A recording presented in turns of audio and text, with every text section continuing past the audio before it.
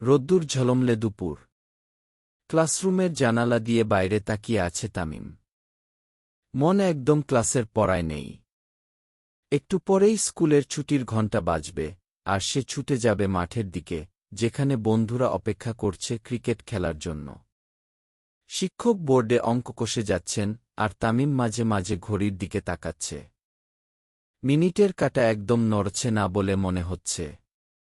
পাশের বেঞ্চে বসা রাহাত ফিসফিস করে বলল, আর কতক্ষণ বাকি? তামিম চাপা স্বরে উত্তর দিল, মাত্র ৫ মিনিট, কিন্তু মনে হচ্ছে ৫ ঘণ্টা। এদিকে ক্লাসরুমের এক কোণে রুমানা মন দিয়ে গল্পের বই পড়ছে। ছুটির ঘণ্টা বাজলেই সে লাইব্রেরিতে গিয়ে নতুন একটা বই নেবে। হঠাৎ করেই ট্রিং ট্রিং ছুটির ঘণ্টা বেজে উঠল। পুরো ক্লাস যেন এক মুহূর্তের জন্য বিদ্যুৎ চমকের মতো জেগে উঠল। বইখাতা গুছিয়ে সবাই দরজার দিকে দৌড় দিল। কেউ মাঠের দিকে, কেউ সাইকেলের দিকে, কেউ বা বাসার পথে।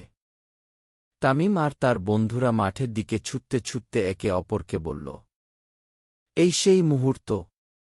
সারাদিন অপেক্ষা করছিলাম। স্কুলের ছুটির ঘণ্টা মানেই নতুন একটা গল্পের শুরু, কেউ খেলার মাঠে, কেউ গল্পের জগতে, কেউ বা মায়ের হাতের গরম ভাতের অপেক্ষায়। শেষ।